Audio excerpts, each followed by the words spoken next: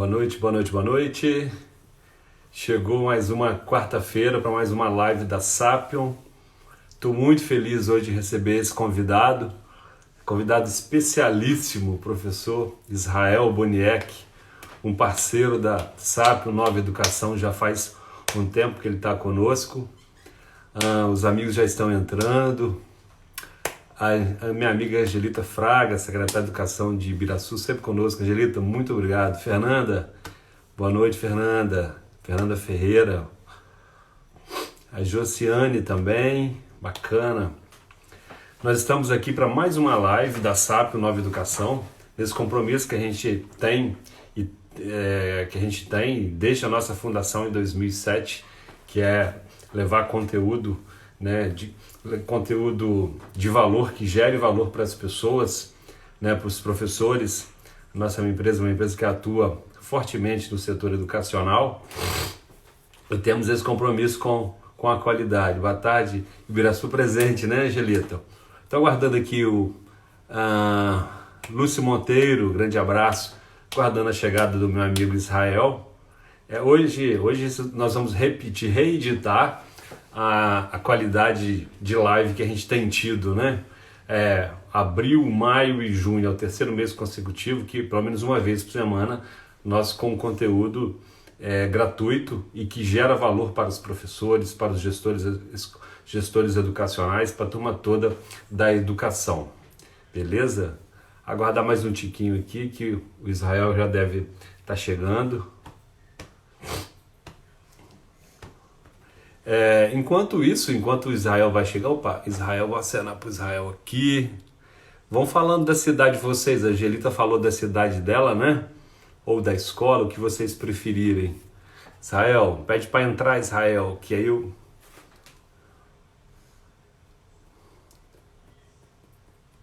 À medida que a gente tem se conectado com pessoas de todo o país, por exemplo, semana passada a gente estava com... A live foi com o professor Jairo de Paula, né? Mestre e doutor em psiquiatria. Aqui, ó. À medida que a gente vai se conectando com essa turma de todo o país, a gente vai fazendo amigos no país todo, né? Hoje, nosso convidado é de Capinzal, Israel. E aí, meu querido? Você tá bem?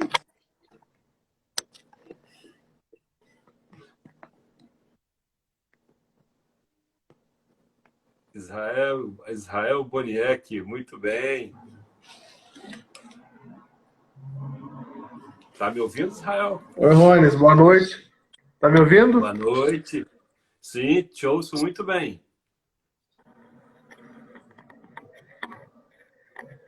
Dá uma inclinada no seu telefone aí pra você. Aí, show. E você, me ouve bem? Te ouço bem. É?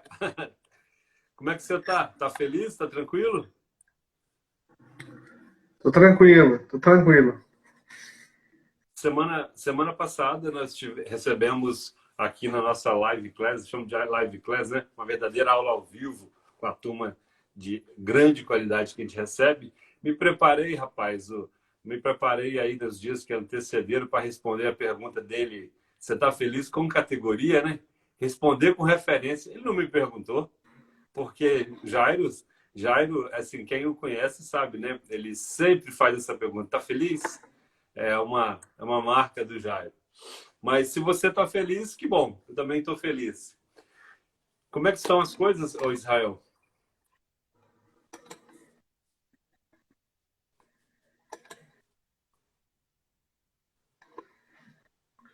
Ah, acho que tá travando um pouquinho aqui. Deixa eu ver se eu consigo melhorar.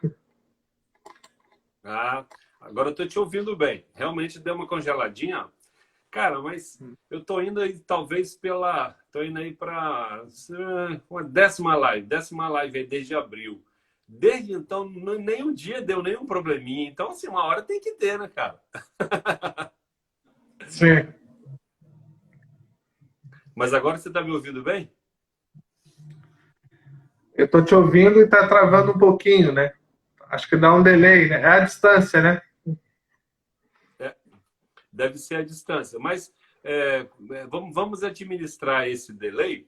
Então, eu vou fazer o seguinte, para a gente ir caminhando assim, né, nós já estamos com uma turma boa aí, espalhado pelo país, nos acompanhando. Eu vou te apresentar. Eu fiz aqui um pequeno resumo da sua apresentação e depois que eu te apresentar, eu vou fazer um pequeno comentário sobre esse currículo aí. Então, vamos lá. O nosso convidado de hoje, o professor Israel Boniek, é, ele é bacharel em filosofia pela Federal de Santa Catarina, licenciado em ciências biológicas, pós-graduado em psicanálise, pós-graduado em neuroeducação com atualização em neuropsicologia da memória pelo Instituto Israelita Albert Einstein.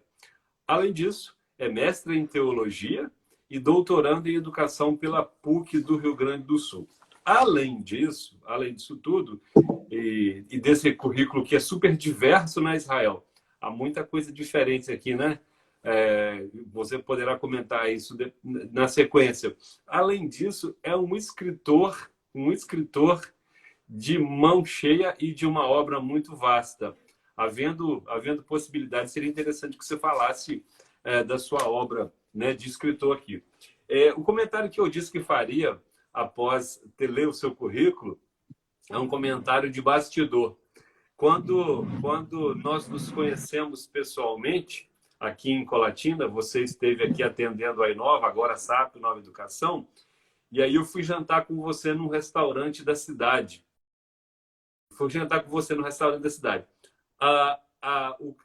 Precedia a sua chegada uma fama de intelectual, de cara super inteligente, e eu fiquei super encabulado, sabe?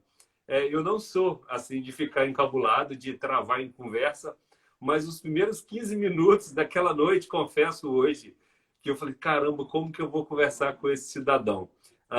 E aí, assim, a fama precedida se confirmou, né? Eu tive uma noite memorável lá naquele restaurante, pelo papo super agradável, super criativo e com uma geração de grande valor com você. Mas confesso que estava meio embaraçado. Então, meu irmão, fala um pouquinho da sua história na educação, esse currículo tão diverso, fala um pouquinho sobre a sua obra, a fim de a gente ir esquentando os motores aí para nosso bate-papo sobre o tema que já eu apresento. Primeiramente, eu quero dizer para você, Rones, que para mim é uma honra estar aqui conversando com você uma vez mais, né? Nós já dividimos aí algumas noites de conversa, né? Em alguns eventos já tivemos juntos em alguns municípios. E é sempre bom partilhar com você, que tem um olhar muito criterioso sobre a educação, sempre pensando em qualificar esse processo. Já nasceu no DNA, né, da empresa de vocês, que agora, né, tem uma nova roupagem, muito bem conectada aí com o futuro, né? Então, a minha trajetória na educação, ela é variada, porque eu começo aí como professor e vou terminar como secretário de educação aqui no meu município, em Santa Catarina, né, em Capinzal. E na pesquisa, eu saio da filosofia e chego também na educação, né, passando aí pela psicanálise, pela neuro, pela teologia, que é um hobby, né, eu gosto muito de teologia, e com algumas experiências que norteiam, então, a minha pesquisa, né.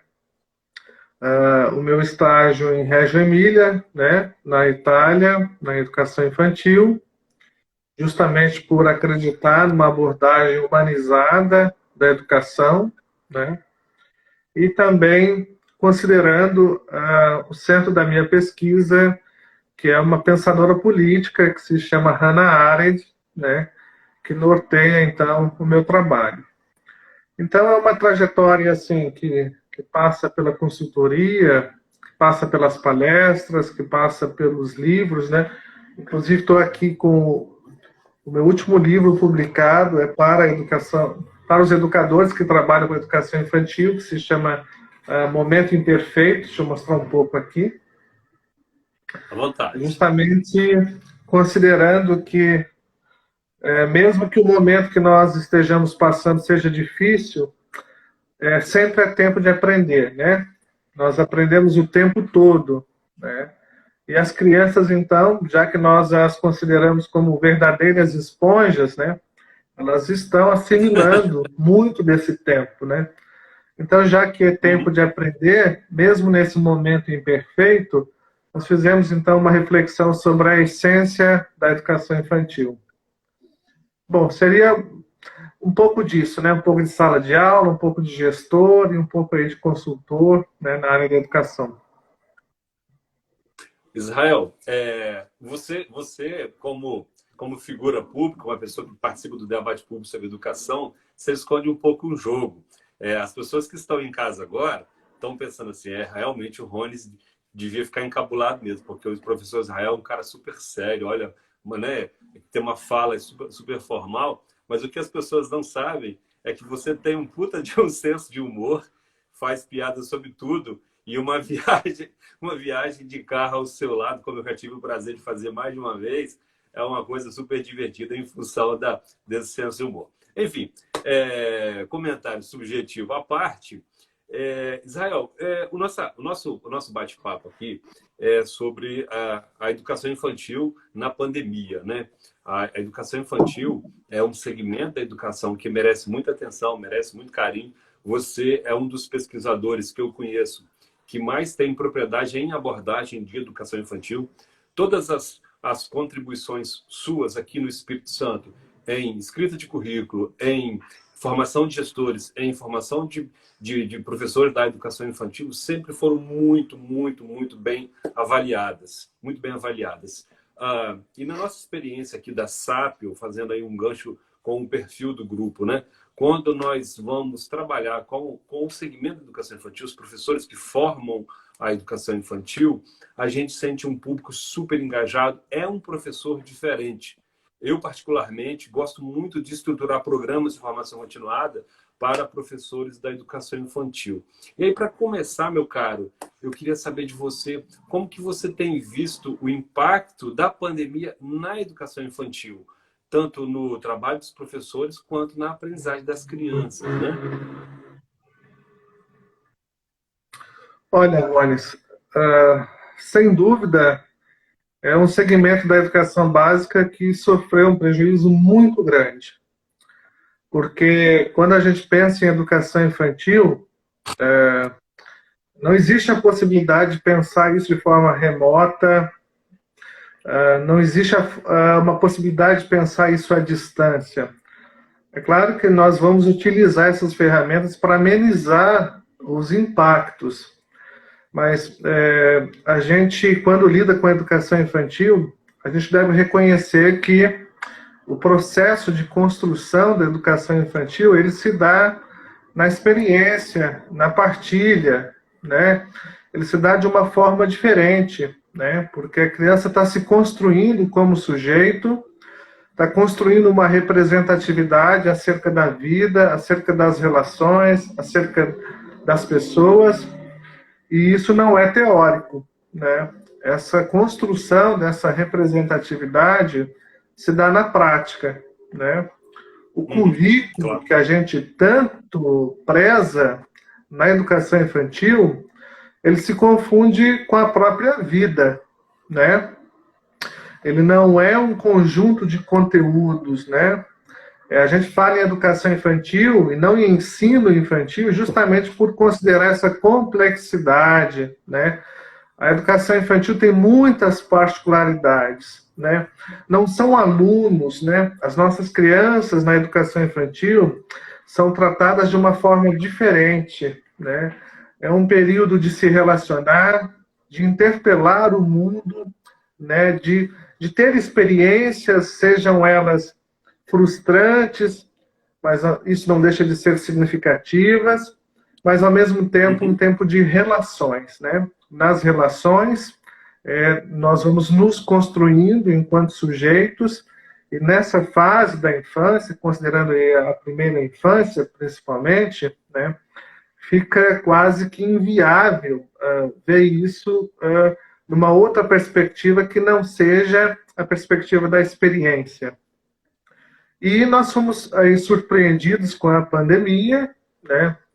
No início nós tínhamos uma expectativa de que isso fosse rápido, né? Que aos poucos, o mais rápido possível, nós iríamos voltar. Então as medidas foram um tanto paliativas no início. Nós construímos alguns mitos aí no início, né? A princípio os pais acreditaram que poderiam dar conta do recado, e quando passou alguns dias eles perceberam que não é assim, né? Na educação infantil existe um processo formal, qualificado, né? Que foi, de certa forma, construído há muito tempo, que foi sendo trabalhado para que se chegasse a um aperfeiçoamento pedagógico e didático. Então, não é algo simples, muito pelo contrário, é muito complexo. Um outro mito, por exemplo, foi de que os próprios professores acreditaram que poderiam desenvolver um trabalho à distância, como se fossem, por exemplo, aí, youtubers e, de certa forma, personagens do marketing digital e assim por diante. E esses mitos, com o tempo, foram caindo por terra, né? Porque, de certa forma, foram modismos que nós chegamos a acreditar durante um tempo e, de repente, nós percebemos que o que estava sendo comprometido era a essência da educação, né? Ou seja, quando a gente pensa em modalidades, e aí fugindo um pouco da educação infantil, por exemplo, quando a gente fala em ensino híbrido, essa é uma modalidade séria de ensino, onde todo o processo deve ser pensado pela perspectiva híbrida, por exemplo, né? Desde a apresentação, a performance, os critérios e a forma de avaliação são pensados a partir de uma modalidade que tem todo um planejamento para isso, né? Então não é assim de qualquer maneira que eu, no instalar de dedo, estou fazendo ensino híbrido. Não é, as coisas não são assim. Então, ao comprometer a essência da educação, nós perdemos muito. Hoje nós já temos aí as pesquisas, né, os indicativos disso, né, que são, de certa forma, os prejuízos que nós tivemos aí da pandemia. Agora, quando a gente pensa em educação infantil, isso é mais sério ainda. Justamente por considerar a forma com que a educação infantil e a sua modalidade acontece, né? Baseado, então, nas interações, nas brincadeiras, né? Baseado no convívio, na experiência. Então, isso foi comprometido, ao ponto de que nós tenhamos um cenário aí extremamente preocupante quando a gente pensa nas nossas crianças, né? Elas sofreram um processo de transformação muito brusca, né? E as famílias não estavam preparadas para esse momento. Se a gente considerar, né, os anos de 2020, né, Israel, e o ano de 2021 como anos que foram que tiveram a educação duramente afetada pela pandemia, estou considerando aqui apenas educação, mas todos os setores da vida foram afetados, né? Inclusive os mais essenciais, como a própria vida. A gente imagina um cenário futuro para a educação infantil comprometedor, né? Ou seja, você está dizendo que algumas modalidades remotas não funcionavam na educação infantil.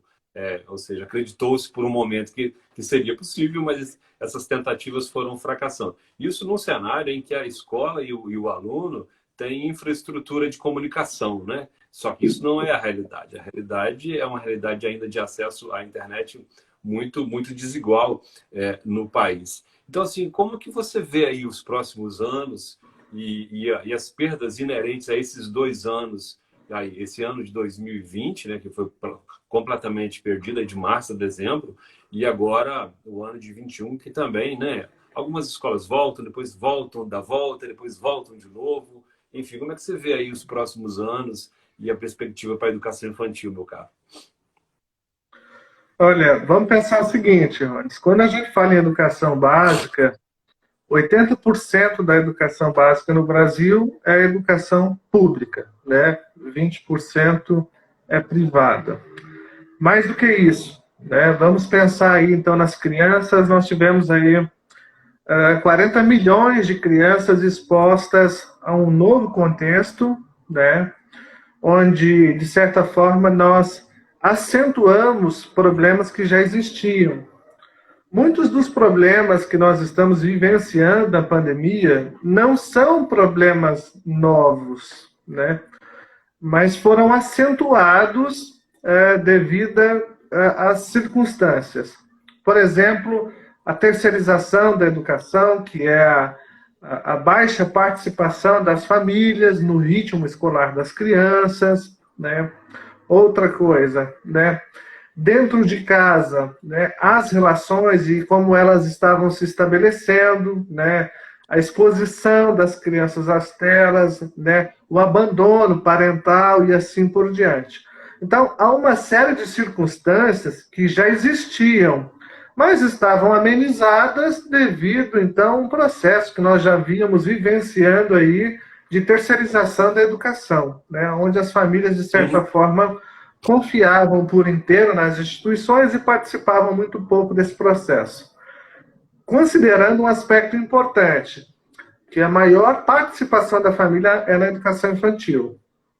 No Fundamental 1, essa participação diminui, Fundamental 2 diminui drasticamente, médio, e aí a coisa toma um outro rumo.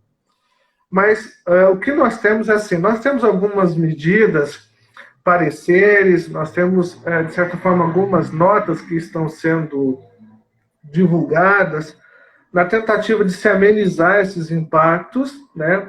Mas os estudos são muito recentes, né, Rones? Então, mas nós já sabemos que nós vamos aí ter um impacto aí nos próximos 4, 5 anos nesse processo.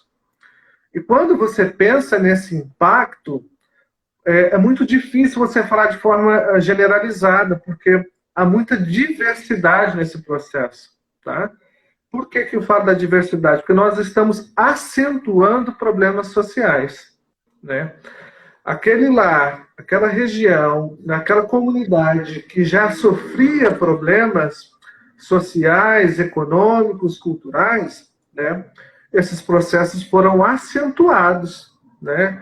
Ou seja, essa distância ela é maior ainda. Nós criamos alguns abismos aí. Toda vez, por exemplo, que a gente entra num contexto como o que nós estamos vivenciando agora, quem tem mais recurso, e aí a gente pode variar, né, fazer uma variação aí da quantidade de recursos e quais são os recursos disponíveis para a educação, nós percebemos que aqueles que menos têm, então, vão, de certa forma, sofrer danos maiores ainda, né? Então, a gente percebe, por exemplo, se 20% da educação básica é educação privada, e a educação privada saiu na frente em alguns aspectos, e quem tem as crianças, por exemplo, na educação privada, sabe, e esses lares já têm uma certa estrutura, inclusive, por exemplo, quando a gente pensa no ensino híbrido ou remoto, eles têm ferramentas e instrumentos para isso. Quando a gente pensa na educação básica pública, nós temos uma outra realidade. E parte dessa educação pública, né, grande parte dela, vive em situações precárias, né? E imagino dentro de casa a exposição que essas crianças tiveram a ambientes tóxicos, né? Famílias cujas as próprias circunstâncias impostas pela pandemia trouxeram ambientes tóxicos, né? Instáveis, né? Com instabilidade emocional, com instabilidade econômica, e isso trouxe um agravamento, casos de violência física, de violência psicológica, um verdadeiro clima, de certa forma, de violência para algumas crianças, né? Agora, pensar no desdobramento disso é complicadíssimo. Muitas das nossas crianças, do pouco que tinham na instituição, né? Porque, como eu disse no início, como na educação infantil o currículo, ele de certa forma, está relacionado com a própria vida.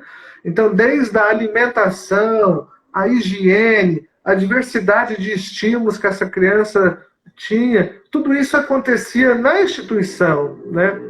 E quando a gente vai para dentro do lar, essa realidade muda muito. Então, as Uhum. pesquisas que estão sendo feitas, e nós teremos resultados a partir disso, nós já temos algumas, mas apontam aí, de certa forma, para um cenário que criou abismos maiores, né? Porque todas as vezes que Uhum. nós falhamos aí como política pública relacionada à educação, todas as vezes que nós não damos conta de suprir essa demanda, nós acentuamos ainda mais os problemas do cenário. Há algumas semanas, Israel, nós recebemos aqui na live da Sapion a pesquisadora e professora Cristiane Arnes. Ela tem um trabalho voltado para a educação familiar, né? E ela delineou, meu amigo, um cenário que é exatamente esse que você está dizendo, né? Um cenário em que o homeschooling não funciona em função das dificuldades da estruturação da família. Você foi muito duro, mas muito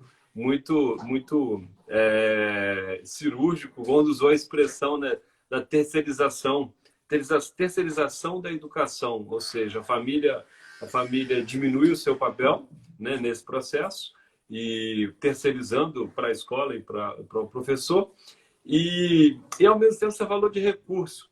Tem um recurso que talvez seja um dos ativos mais importantes que a família mais desestruturada não tem, é o recurso tempo, sabe? Tempo. Tempo para estar com os filhos, tempo para acompanhar as tarefas, né? Então, esse recurso é um dos principais.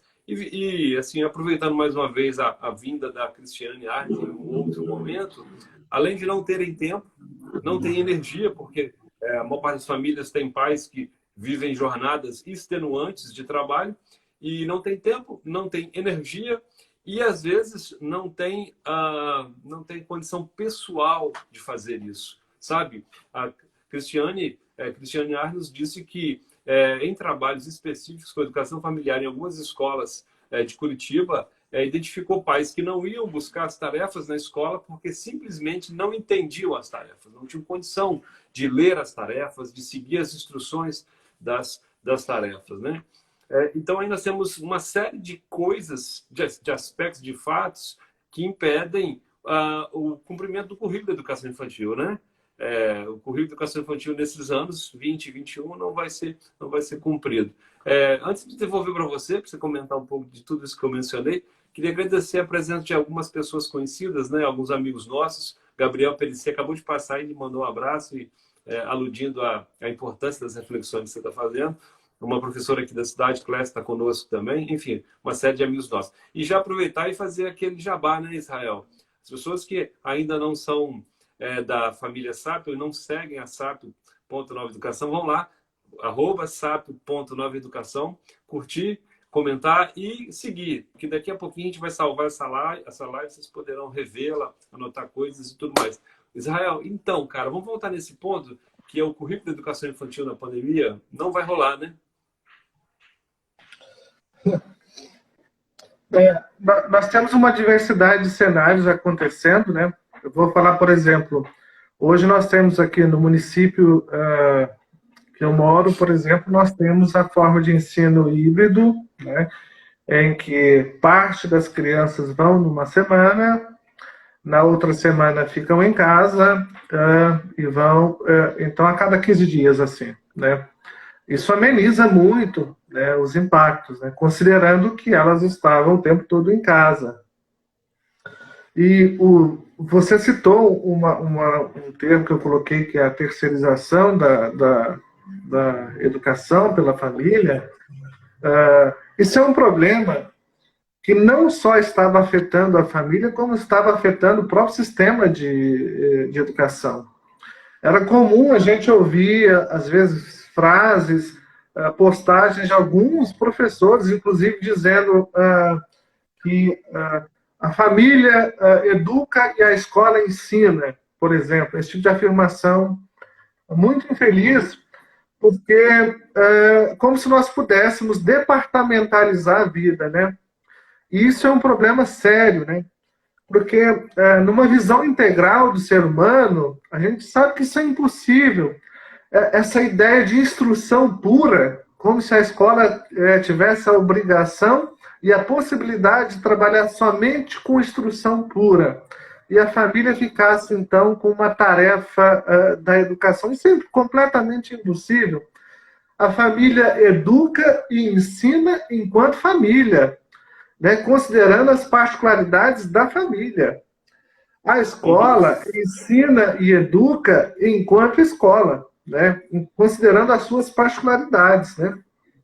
O núcleo familiar tem aí as suas particularidades, é um núcleo mais restrito, tem as suas crenças, né, tem toda a sua cultura, e a escola trabalha por uma outra perspectiva, né? Uma amplitude social, né? Uma inserção maior, mas a escola ensina e educa também, né? Quando uma criança sai de casa, ela não tem uma chavezinha que ela desliga ali a parte educacional e liga a dimensão do ensino, né? Essa é uma complexa, uma visão que, de certa forma, vinha comprometendo o processo, né? E isso trouxe muitos prejuízos, né, para a educação. E hoje, por exemplo, eu tive alguns contatos com abordagens que são relacionais, no caso, por exemplo, o Reggio Emília, né? E se tem uma coisa que funcionou e, de certa forma, é base, né, daquela abordagem, por exemplo, é a participação da família. Inclusive, os nidos, né, as creches, né, trabalham em sistemas de cooperativas. Né? Existe uma participação muito forte da família, né? Porque isso de certa forma, algo constituinte. Existem obras de relevância. Se nós pegarmos desde o relatório do James Coleman, né, que tem aí 60 anos, nós vamos pegar aqui uma obra importante, que é uma obra do Bernard Lahire, né, na França, né, que vai falar sobre sucesso escolar em meios sociais comprometidos, por exemplo, né, onde as pesquisas apontaram a importância da família nesse processo. E aí, quando a gente pensa na educação infantil em tempos de pandemia, você citou aqui, por exemplo, um importante instrumento e recurso que se chama tempo, né, para se relacionar e, a partir dessa relação, construir algo, né? Mesmo que em alguns casos esse tempo exista, as relações estavam comprometidas e tóxicas, né? Sem paciência, né? Uma proximidade um tanto perigosa, porque as crianças eram expostas, de certa forma, a um contexto que era prejudicial. Né? Isso aconteceu muito. Né? As famílias sofreram muito e, consequentemente, as crianças sofriam ainda mais nesse processo, né? Porque elas são vítimas por inteiro, né, nesse processo. Né? Elas absorvem esse ambiente tóxico e, de certa forma, reposicionam o olhar sobre a vida sem ter critérios, de certa forma, para construir esse crivo, né? E isso vai, de certa forma, contaminando esse processo ao ponto de que ainda nós não sabemos as consequências disso, né? Mas já sabemos que são graves. Né? Israel, você, assim, tem alguns pontos aqui que eu gostaria de retornar a eles. Tem dois aqui que eu tá anotadinho, mas assim, nós estamos com uma audiência bacana, tem muita gente relevante aqui nos acompanhando, e eu queria, assim, isso não está no nosso roteiro, vamos voar um pouquinho fora da asa aqui.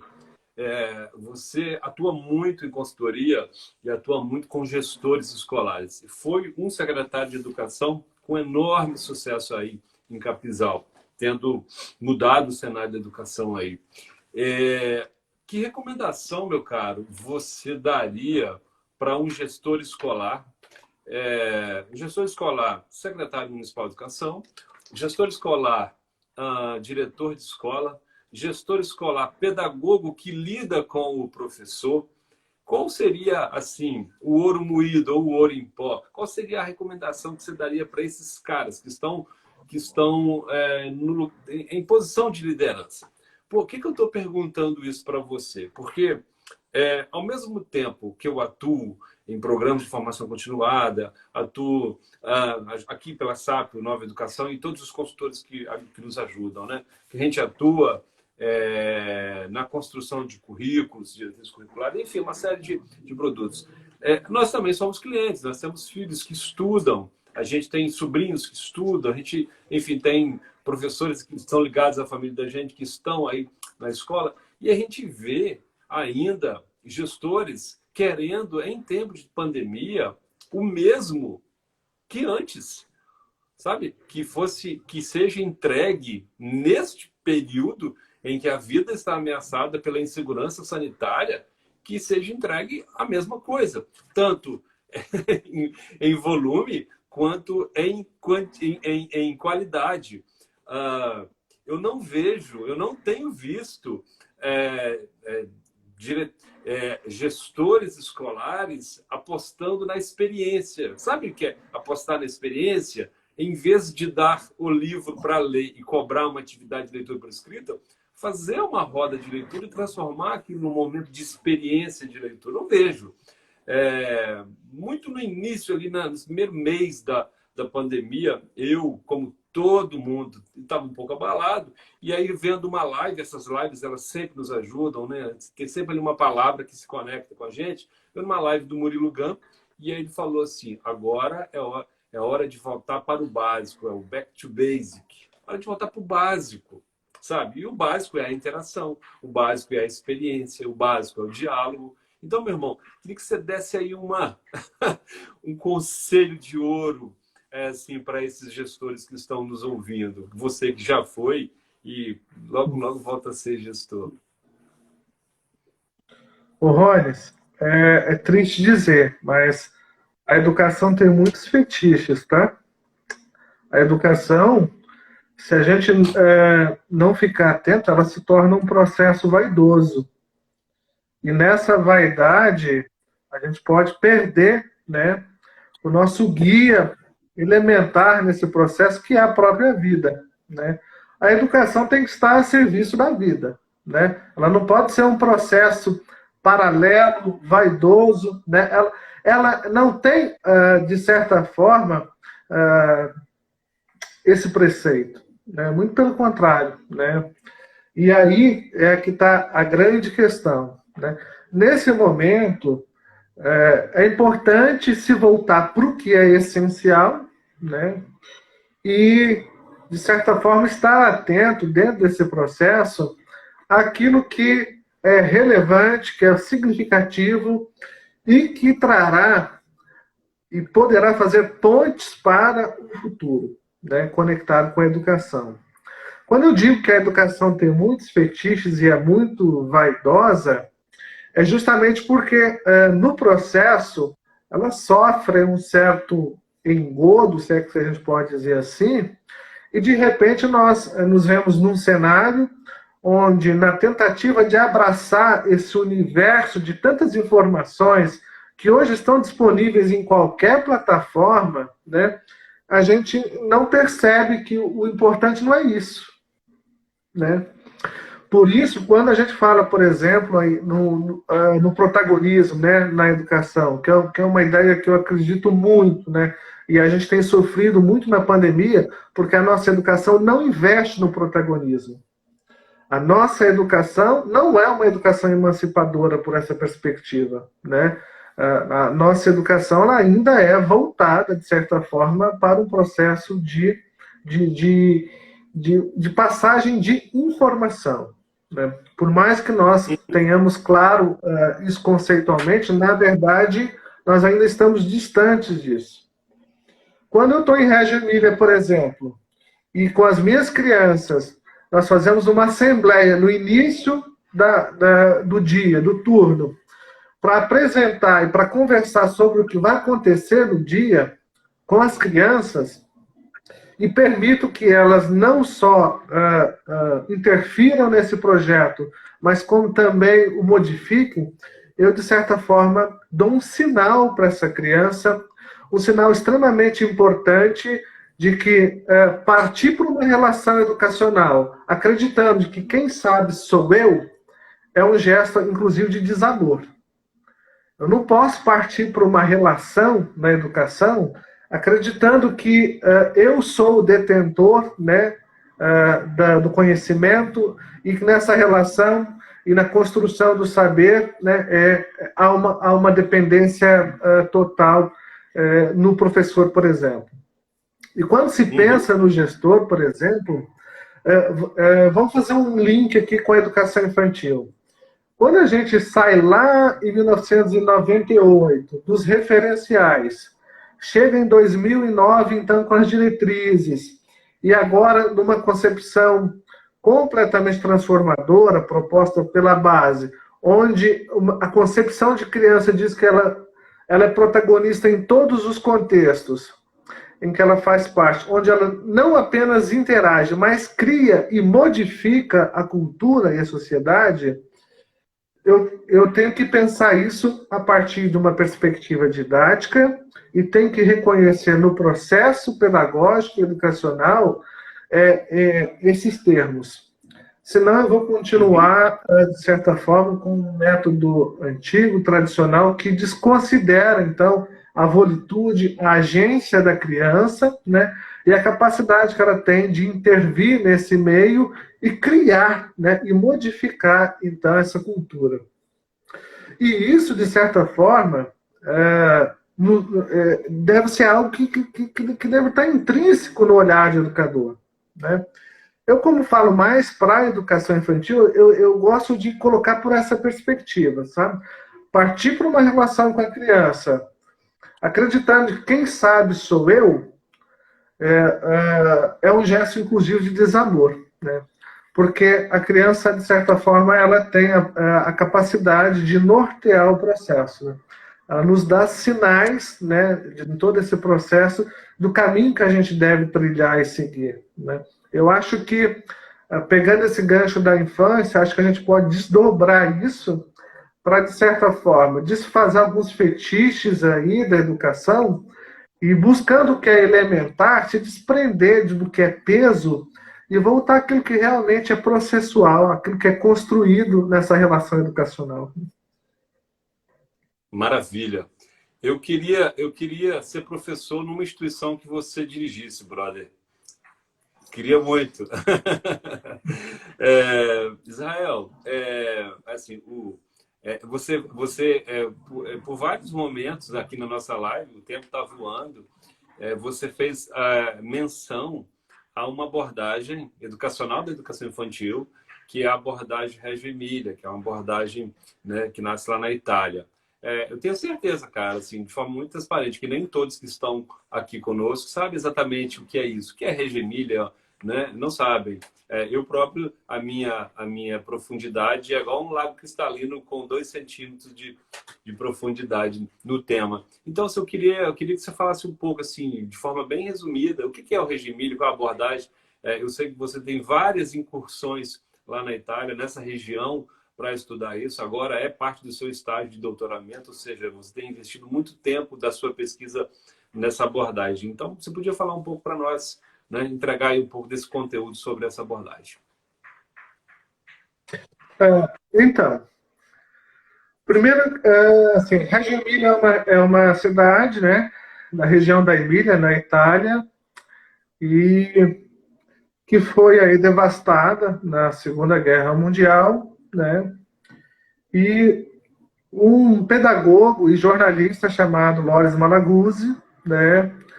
Ele, de certa forma, trabalha e pensa o que seria, então, uma pedagogia, uma educação infantil diferente, né? Porque a gente sabe que todas as vezes que a humanidade passa por um processo, por alguma crise, né, sempre surge algo novo, e na maioria das vezes isso é muito profundo, né? E o Malaguzzi pensou, então, numa educação infantil diferenciada. E trabalhou por uma via extremamente importante, que foi a via da estética, um processo relacional diferenciado, né? O Malaguzzi dizia que a escola tradicional ela fornece à criança duas ferramentas elementares, né?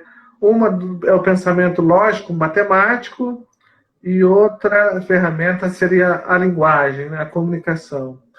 E no decorrer do desenvolvimento de uma criança, ela vai lançando a mão desses dois bolsos, né? Seriam dois bolsos que uma calça tem, que, de certa forma, a socorrem. E o Malaguzzi disse assim, olha, a vida é mais que isso, né? E ele tinha um conceito interessante de que a arte é guardiã da felicidade das crianças. Então ele falou assim, nós vamos colocar nessa calça um bolso a mais. Vai ser o bolso da estética. De forma que, enquanto a criança vai crescendo, além do recurso do pensamento lógico, matemático, além do recurso fundamental do desenvolvimento da linguagem, ela tem um recurso estético.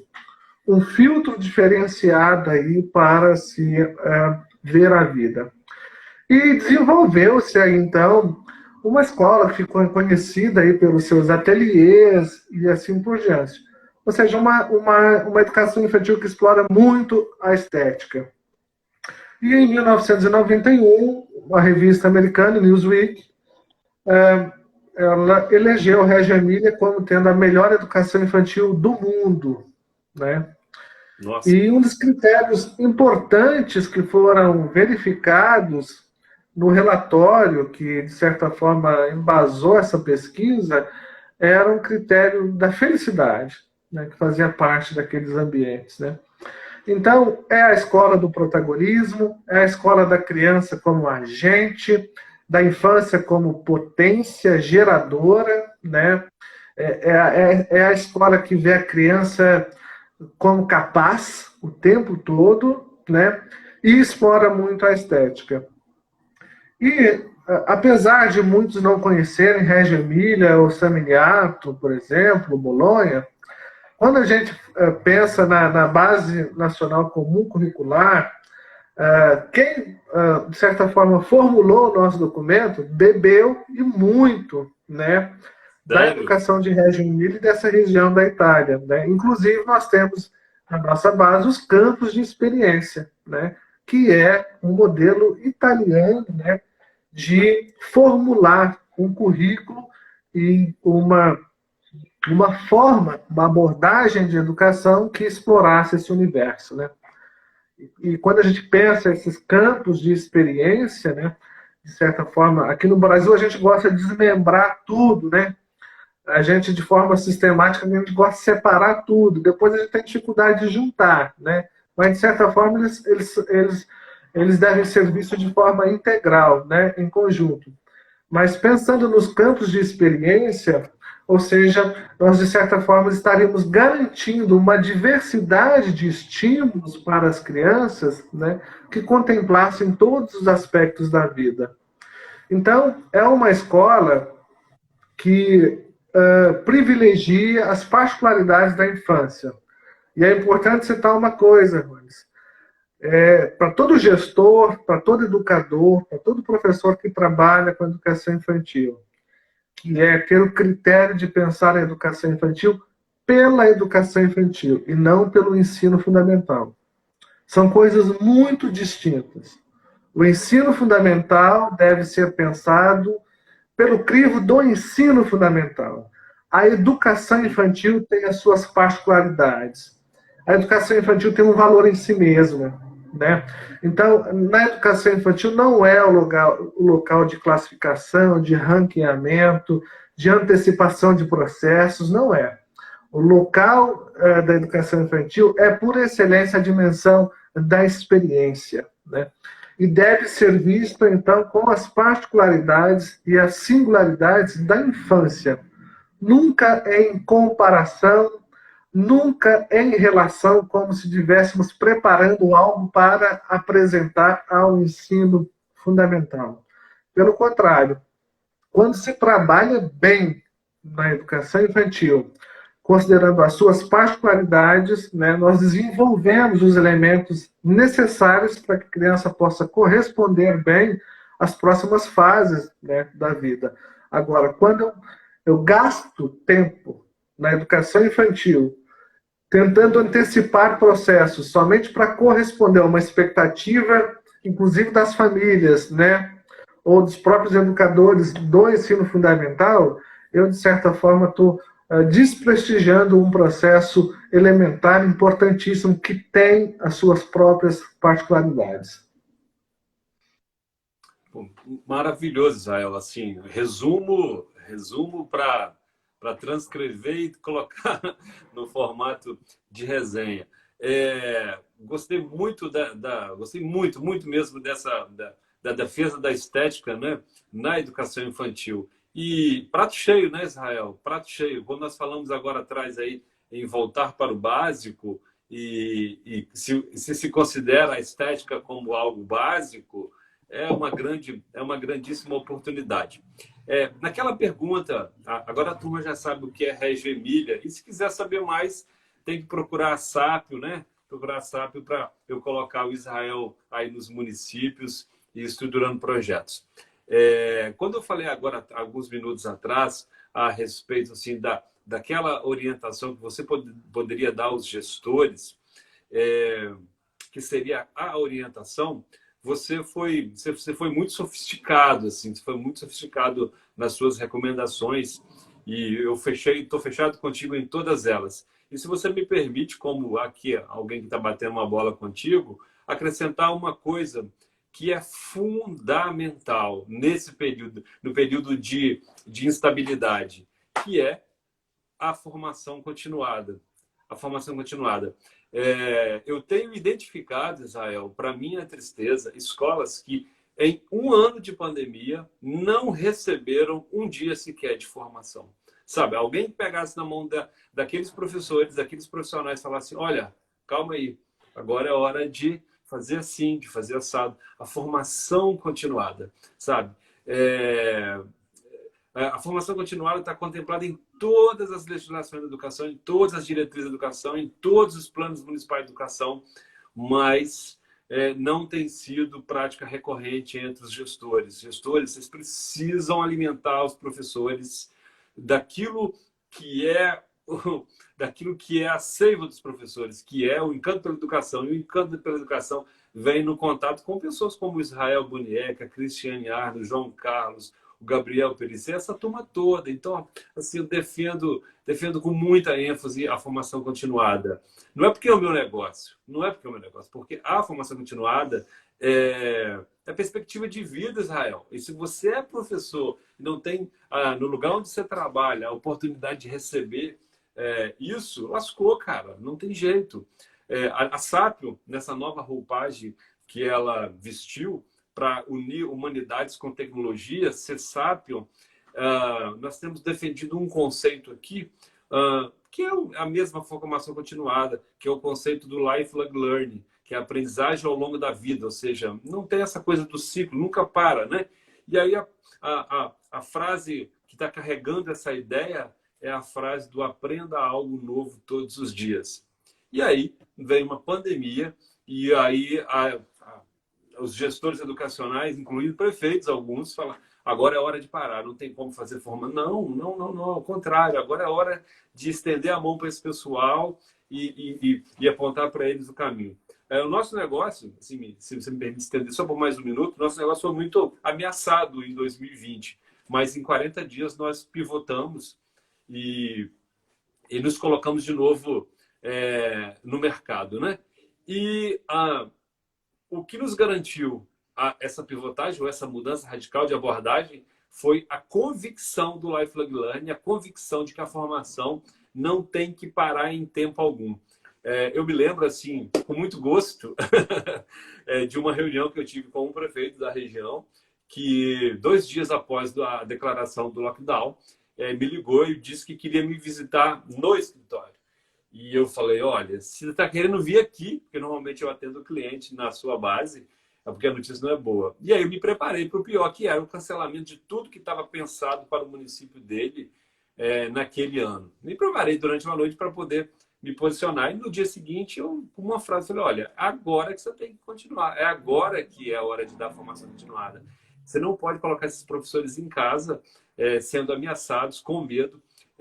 sabe, perturbado por todo tipo de ameaça e não trazer nada. E aí, meu amigo, fizemos uma grande pivotagem lá e foi um grande ano. Eu tenho certeza que esses professores daquele município vão carregar esse ano com muito carinho. Então, tá aí feita a minha defesa veemente da formação continuada. Você é um defensor dela também e participante também dela. Israel, nós estamos assim, cara, caminhando aí para o final e eu não podia, assim, considerando o que você acabou de falar sobre Reggio Emília, sobre estética, eu sou o cara da estética também, a minha formação é de poeta, né? O lugar onde a minha alma respira é na poesia, na literatura. Então eu queria, caminhando aí para o final, com essa pergunta aqui. Você, como escritor de literatura infantil, quais elementos podem ser destacados quando pensamos a relação da literatura infantil com a aprendizagem? Queria que você misturasse aí educação infantil, literatura, estética e pandemia. Se a gente considerar que aprender mobilizar recursos subjetivos, né, em torno de uma situação, né, em torno de uma experiência, em torno de algo que, de certa forma, nos chama a atenção, a literatura ela tem um poder gigantesco quando a gente pensa, principalmente nesse momento, né? Porque, né, o poder estético, o poder da imaginação, o poder da literatura, ele transita como um processo gerador nesse momento, né? Então a gente pensa assim, né?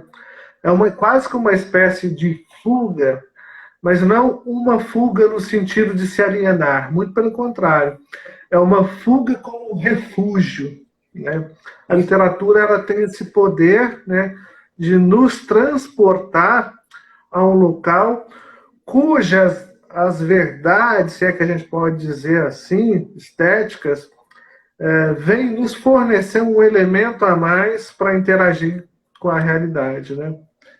A estética ela tem algo que é único, que é bom, que é verdadeiro, né? E esses elementos em conjunto, então, eles podem nos dar muito, assim, porque pensar por essa perspectiva de mobilizar os nossos recursos subjetivos, e aí eu tenho que considerar a minha história, a minha dimensão emocional, a minha perspectiva cognitiva, as minhas relações, né? Mobilizar tudo isso em torno de algo é algo extremamente complexo, mas que, ao mesmo tempo, encontra na literatura um veículo que lhe é próprio, né? Então, assim, o Wittgenstein ele dizia que os limites da minha linguagem são os limites do meu mundo, né? Ou seja, eu não alcanço para além desse universo. Isso é impossível. Então, da mesma forma, quando eu vou organizando as minhas emoções, eu vou organizando o meu pensamento através da assimilação que eu faço na literatura, né, eu dou um novo direcionamento para um processo de construção na vida. E quando eu falo processo, é por encarar a vida como algo processual mesmo, né? No dia a dia, né, no cotidiano, experiência após experiência, e isso é extremamente importante. Eu opto por uma literatura assim do cotidiano, né? Assim, tem uma poeta da minha terra, lá de Minas, que é a Adélia Prado, e ela, de certa forma, ela norteia um pouco disso que eu estou colocando, né? E levando isso para a educação, um dia a Adélia disse que, por exemplo, assim, que eu nunca me esquecerei dos olhos daqueles que me olharam com indiferença. Eu era criança, não era tula, né? Ou seja, eu sei quem me olhou do jeito certo, né? E eu acho que a literatura ela tem essa força de certa forma, nos permitir, né, olhar o universo, olhar a vida, olhar para dentro da gente do jeito certo.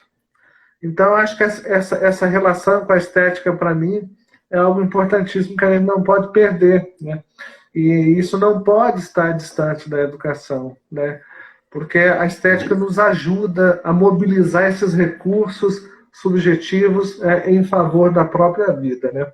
E aí, no momento de crise, no momento de tantas dificuldades que nós estamos vivenciando, onde parece que o mundo está doente, a gente compreende que o que cura a vida é a vida, né? A vida cura a vida. Sensacional, meu querido. A nossa hora passou voando. Quando você falava da Adélia Prado, eu olhei para cima porque eu tenho a obra completa dela aqui e é uma das minhas poetas preferidas. Já deu uma hora, daqui a pouquinho o Instagram vai nos derrubar. Devem ter várias perguntas que eu poderia ter feito e não fiz, mas eu queria dizer que quem está conosco aqui hoje e quiser conhecer um pouco mais do trabalho do professor Israel Boniek, pode procurar na internet o site dele, né? E também pode entrar no nosso site, sapio.com.br, Escola Digital. Tem um curso lá inteiro do professor Israel Boniek, ele é 2 cursos, né? O Gestão Escolar e Educação 4.0 e o Educação Infantil Contemporânea. Então, sugiro muito vocês passarem lá, sapio.com.br, entrar na Escola Digital, tem um botão verdão assim no site, lindo lá, e encontrar o curso do Israel, onde ele aprofunda todas essas questões. Israel, para finalizar e quebrando o protocolo, que não tem protocolo, tá torcendo para o Cruzeiro ainda? Como é que é, Rones? A última frase que tu disse? Tá torcendo para o Cruzeiro ainda? Sofro pelo Cruzeiro ainda. Sofro. Torce. Isso Faz é uma parte do característica processo. de professor. Isso é Sim. uma característica de professor que atua a educação infantil. Tem resiliência. Isso aí. Perfeito. Muito obrigado mesmo pela sua generosidade, por estar conosco. Aqui, ó, tem gente falando aqui no chat que fez o curso já, sensacional, que adorou. E então recomendo a turma. Ó, seguir Sapio, sapio.9 educação, procurar os cursos do Israel e estar conosco. Israel, muito obrigado. Se precisar da agenda, estamos aqui no Espírito Santo para te receber. E, por favor, me leve de novo, mais uma vez, a Capinzal, que é uma cidade maravilhosa, onde eu tive uma experiência como educador maravilhosa por conta do seu trabalho lá. Tá bom? Fica com Deus e muito obrigado. Obrigado, Rones. Obrigado a todos que estiveram conosco, partilhando aí dessa noite, né? Foi muito bom estar com vocês aqui. É sempre muito bom estar com você, Rones, e com a Sapio, né? Que a gente reconhece como um trabalho diferenciado, com um olhar extremamente qualificado, contextualizado, né, com aquilo que a gente quer para a educação. Parabéns pelo trabalho de vocês e sucesso. Valeu. Grande abraço. Obrigado.